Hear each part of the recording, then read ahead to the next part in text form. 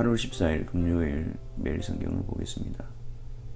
매일 성경 본문은 이사야 26장 1절부터 27장 1절에 있는 말씀입니다. 오늘은 우리가 말씀을 읽어가면서 그 내용을 살펴보도록 하겠습니다. 먼저 1절입니다. 그날에 유다 땅에서 이 노래를 부르리라. 우리에게 견고한 성읍이 있으며 여호와께서 구원을 성벽과 외벽으로 삼으시리로다. 그날에 주님 다시 오시는 날, 구원이 완성되는 날이죠. 이때 유다 땅에서, 그리고 견고한 성읍, 이 성읍은 구원을 성벽과 외벽으로 삼는 것, 유다 땅, 예루살렘 성을 말하는 것인데, 이것이 상징하는 것은 바로 예수 그리스도를 통해서 구원이 이루어지고 완성될 것임을 나타내고 있는 것입니다. 그 성에 들어갈 자가 누구일까요? 2절 말씀입니다. 너희는 문들을 열고 신의를 지키는 의로운 나라가 들어오게 할지어다. 여기서 신의를 지키는 의로운 나라가 그 성에 들어가게 될 것이다 라고 말합니다. 여기서 나라라는 단어는 원어적으로 볼 때 이방 나라를 뜻합니다. 즉 이것은 죄로 인해서 하나님으로부터 멀어진 세상을 의미하고, 또 죄로 인해서 흑암의 권세 아래 종노릇하고 있는 이 죄악된 세상을 말하는 것입니다. 근데 그들 가운데에 하나님의 뜻에 의해 택한 자들이 있고, 그 택한 자들을 불러서 의로운, 즉 그리스도의 의로 의롭게 하셨습니다. 원래 그들은 이방 나라였지만, 원래 그들은 죄로 인해서 하나님과 멀어져 있었지만, 불의한 자였지만, 그리스도를 통해서 의롭게 하심으로 하나님의 백성으로 삼으신 것입니다. 그래서 의로운 나라라고 말하는 겁니다. 그리고 그들은 그리스도 안에서 하나님의 의로운 백성으로서 그분의 의를 따라 행하는 자들이 되었습니다. 그래서 신의를 지키는 의로운 나라, 그들이 곧 그 성에 들어가게 될 것입니다. 그리고 그들은 3절 말씀에 주께서 심지가 견고한 자를 평강하고 평강하도록 지키시리니 이는 그가 주를 신뢰함이니이다. 너희는 여호와를 영원히 신뢰하라. 주 여호와는 영원한 반석이심이로다. 그래서 이들은 주님의 붙드심으로 인해서 심지가 견고해지고, 또 평강 가운데 또 보호를 받으면서 주님을 신뢰하는 자로서 세워지게 되어집니다. 하지만 5절에 나타나고 있는 이 세상에 속한 악인들은 높은 데에 거주하는 자를 낮추시며 솟은 성을 헐어 땅에 엎으시되 진토에 미치게 하셨도다. 발이 그것을 밟으리니 곧 빈궁한 자의 발과 곰핍한 자의 걸음이로다 라고 하시면서 교만한 이 세상에 대해서 하나님께서 심판하실 것을 말씀하고 있습니다. 하지만 7절에 의인의 길은 정직함이요 정직하신 주께서 의인의 첩경을 평탄하게 하시도다 라고 말씀합니다.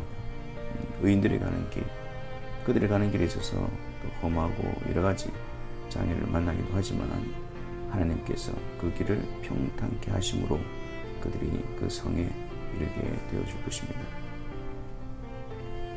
8절 말씀입니다. 여호와여, 주께서 심판하시는 길에서 우리가 주를 기다려 싸우며 주의 이름을 위하여 또 주를 기억하려고 우리 영혼이 사모하였나이다.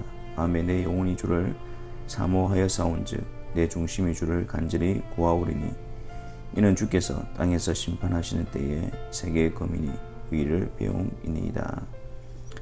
지금 이 본문의 내용은 주께서 심판하시는 길에서, 즉 현재 주의 심판이 내려오고 있는 그 상황을 말하고 있는 것입니다.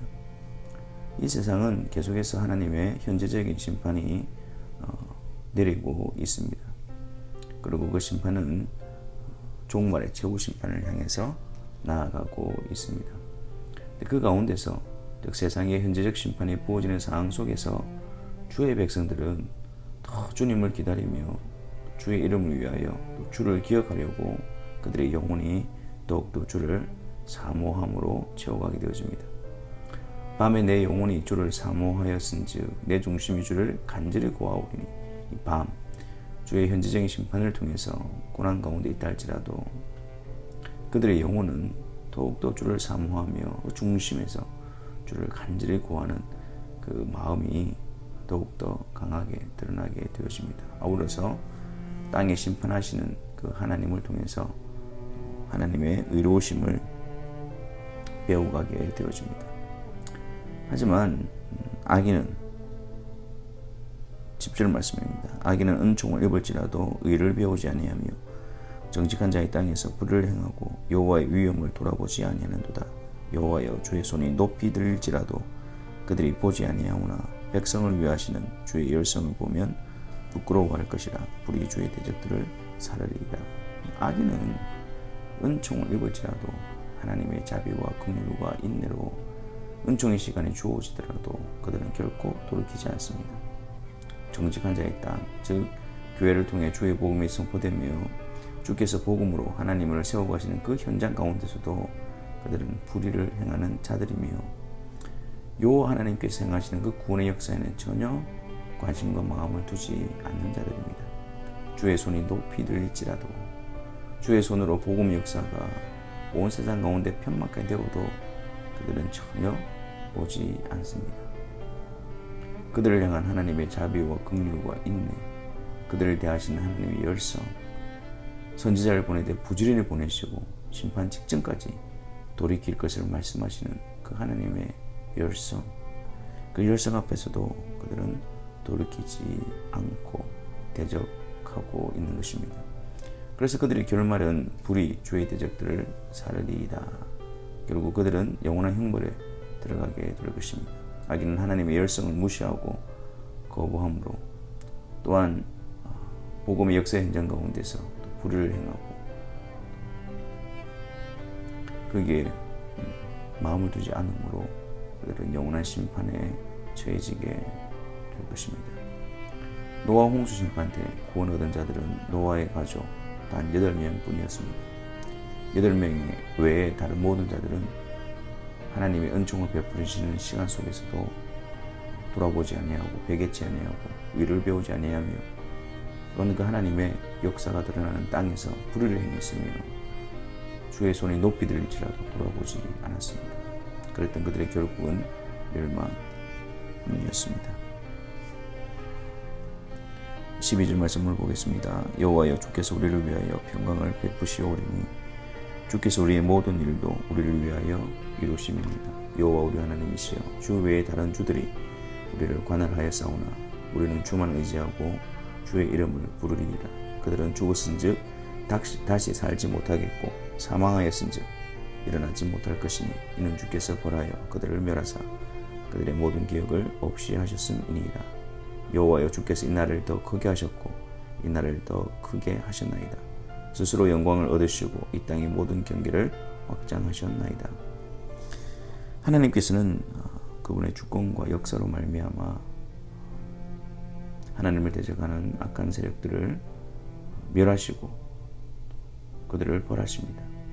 하지만 우리 눈에는 보이지 않는다 할지라도 여호와 하나님께서는 하나님의 나라를 더 크게 하시고 더 크게 하십니다.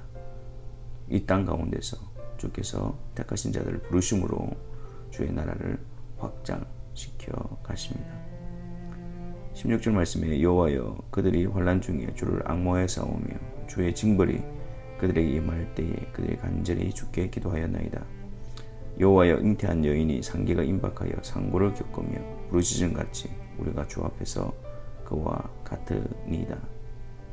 우리가 잉태하고 상고를 당하였을지라도 바람을 당한 것 같아서 땅에 구원을 베풀지 못하였고 세계의 고민을 주선하지 못하였나이다. 자, 여기서는 악인들에게는 죄에 대한 하나님의 심판이지만 주의 백성들에게는 징벌하신다는 사실을 보여주십니다. 하나님께서는 의로우신 분이시기 때문에 그들의 죄악에 대해서 반드시 심판하시는 분이십니다. 악인들, 즉 자신의 죄악을 쌓아갔던 그들은 하나님의 심판을 받게 될 것이지만 의로운 나라, 즉 주의 백성들, 그리스도로 말미암아 의롭게 되어진 그들 역시 그들의 죄로 인해서 심판을 받아야 하지만 그리스도께서 대신 형벌을 받으심으로 그들에 대한 심판의 근거는 모두 소멸되어졌습니다. 하지만 여전히 죄에 대해서 진노하시는 하나님이시기 때문에 그리스도 안에서 의롭게 되어진 자들의 죄에 대해서 하나님은 징벌하십니다. 심판이 아니라 징벌하십니다. 끊어짐이 아니라 거룩히 하기 위함입니다. 주의 백성들이 죄로 인해 하나님께 징벌을 받을 때 죄에서 구별시키기 위한 하나님의 손길로 인해서 고난을 당합니다. 마치 잉태한 여인이 상고를 겪으며 부르짖음 같이 주 앞에서 그와 같은 모습이 될 것입니다. 하지만 그 일로 인해서 잉태하고 상고를 당하였을지라도 바람을 낳은 것과 같아서 땅에 구원을 베풀지 못하였고 세계의 거민을 출산하지 못하였습니다. 죄에 대한 징벌로 인해서 해산하는 고통을 당하지만 그것으로 인해서 구원, 즉 생명의 역사를 이루는 것이 아닙니다. 땅에 구원을 베풀며 세계의 거민을 출산해야 하는 자들임에도 그런 사명을 감당하지 못하고 자신들의 죄로 인해 하나님의 징벌을 받아 고통은 당하지만 그것으로 인해서 생명의 역사는 이루지 못한다는 것을 말하고 있는 것입니다. 하지만 19절에 주의 죽은 자들은 살아나고 그들의 시체들은 일어나리이다. 티끌에 누운 자들이 너희는 깨어 노래하라. 주의 이슬은 빛난 이슬이니 땅이 죽은 자들을 내놓으리이다 라고 말씀합니다. 이것은 우리가 아니라 하나님께서 하나님 나라를 이루시고 또 하나님 택하신 자들을 살리시고 일어나게 하신다라는 말씀입니다. 하나님께서 그분의 약속과 권능으로 영원한 몸의 부활을 통해서 그 나라에 들어가게 되며 구원의 완성을 이루어 주실 것임을 나타내고 있습니다. 우리가 아니라 주께서 말입니다. 그리고 20절 말씀에 내 백성아 갈지어다 내 밀실에 들어가서 내 문을 닫고 분노가 지나기까지 잠깐 숨을 지어다. 보라 여호와께서 그의 저소에서 나오사 땅의 거민의 죄악을 벌하실 것이라. 땅이 그 위에 잦았던 피를 드러내고 그 살해당한 자를 다시는 덮지 아니하리라. 그날에 여호와께서 그의 견고하고 크고 강한 칼로 날렘 뱀 리워야단 곧 꼬불꼬불한 뱀 리워야단을 벌하시며 바다에 있는 용을 죽이시리라. 이렇게 말씀합니다. 내 백성아 갈지어다. 어디로요? 내 밀실로 들어가서 내 문을 닫고 분노가 지나기까지 잠깐 숨어 있으라고 말씀하십니다. 이 장면은 출애굽 전날 밤 애굽에서 일어났던 일과 매우 흡사합니다. 그들의 밀실이 어디였습니까? 하나님의 심판을 피할 수 있었던 그 밀실이 어디였습니까? 바로 어린 양이 피로 바른 그 처소였습니다. 그들은 그 집 안에 들어가 있었고 하나님의 사자가 그 땅에 심판을 내릴 때 어린 양이 피를 바른 그 집 안에 들어가 있었으며 그곳에서 심판을 면하게 되어졌던 것이죠. 결국 하나님께서 이 세상을 심판하실 때 우리의 밀실, 우리의 피난처, 그곳은 바로 주 예수 그리스도 안입니다. 그리스도 안에 있으라는 겁니다. 다른 것이 아니라 피를 바른 그 집 안에 있어야 합니다. 다른 방법, 다른 길을 찾기 위해 세상에서 돌아다니지 말고 또한 다른 것에 미혹되지 말고 그 집에 있어야 합니다. 하나님께서 심판을 내리시고 또한 이 심판은 마지막 최후의 심판으로 나아갑니다. 여기서 뱀, 리워야단이나 바다에 있는 용은 사탄을 말하는 것이며 주님 다시 오시는 날 사탄과 그에 속한 모든 악한 세력들과 그에 속한 모든 자들을 다 영원한 불못에 던져 버리실 것입니다. 이 얼마나 놀랍고 풍성한 계시입니까? 우리는 지금 어디에 있으며 우리 안에 어떤 역사가 일어나고 있습니까? 악인의 역사입니까? 위롭게 된 자들의 역사입니까? 우리 안에 악인의 역사가 강하게 드러나고 있다면 회개하며 돌이키셔야 합니다. 하나님의 자비와 긍휼 앞에서 하나님의 자비와 긍휼을 무시하지 마시고 돌이키셔야 합니다. 또한 우리 안에 의롭게 된 자의 역사가 일어나고 있다면 더욱 이를 위해서 열심을 내시기 바랍니다. 은총을 베푸실 때 회개하며 여호와께로 돌이켜야 하고 그분의 의를 배워야 합니다. 불이 주의 대적들을 사르기 전에 지금 그리스도께로 나아와야 합니다. 기도하겠습니다. 하나님 앞에서 이방 나라였던 우리를 불러서 그리스도로 말미암아 견고한 성읍 새 예루살렘 성에 들어갈 수 있는 소망을 주신 것을 감사합니다. 이 세상 가운데서 하나님께서 우리를 부르시고 우리를 이끄시는 그 자리로 나아가는 자들답게 주를 의지하며 주의 의를 배우며 주를 사랑하는 자들이 되어지게 하여 주옵소서. 또한 하나님 앞에서 우리가 죄에서 돌이키고 회개함으로 하나님이 합당한 자녀들로서 아름답게 세워지는 거룩한 성도들, 거룩한 하나님의 백성으로서의 귀한 열매들을 맺어갈 수 있도록 은혜를 다하여 주옵소서. 예수 그리스도의 이름으로 기도하옵나이다. 아멘.